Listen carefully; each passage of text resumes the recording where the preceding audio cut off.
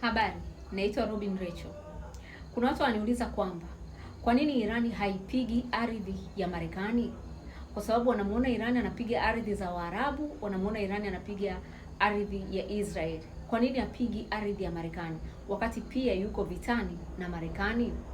Jibu ni kwamba Marekani anampiga Iran akitokea Mashariki ya Kati katika kambi zake za jeshi katika mataifa ya Waarabu na katika nchi ya Israel. Huko ndiko Marekani anapopatumia kwa kumpigia Iran.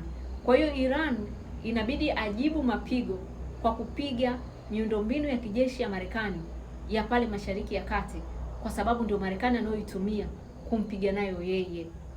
Hakuna siku hata moja Marekani akatumia miundombinu yake ya kijeshi iliyoko Marekani kumpiga Iran. Hajawahi kurusha kombora kutoka Marekani moja kwa moja litue ndani ya Iran. Anarusha makombora akitokea katika mataifa ya Waarabu na akitokea Israeli, ndio anatua ndani ya Iran.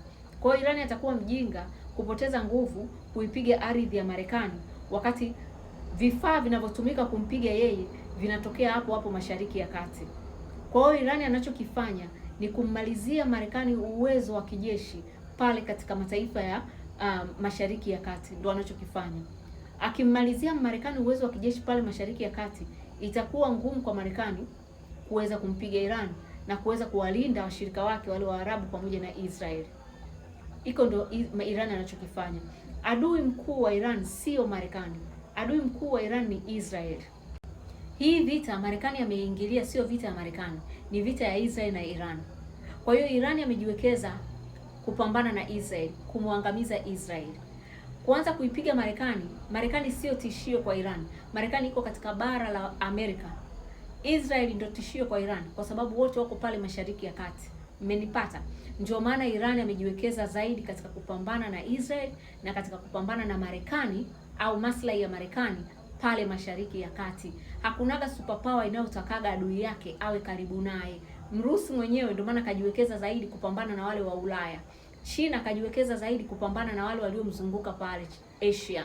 Umeona, Mchina kajiwekeza kumpiga Muhindi, kumpiga Mjapani, kumpiga Mkorea Kusini. Ndio Mchina kajiwekeza sana. Unaona? Kwa hiyo hivi ndivyo mambo yalivyo. Marekani ana bahati, mataifa yale yaliyomzunguka yote kayaminya, hayana nguvu dhidi yake. Ndio bahati yake ilipo. Lakini na yeye naye pia kajiwekeza, anayanyonya kweli yale mataifa. Na akisikia yale mataifa yanakengeuka tu, aendi kama anavyotaka, anafanya kama alichokifanya Venezuela. Naitwa Robin Rachel na hii ni Robin Tanzania Global.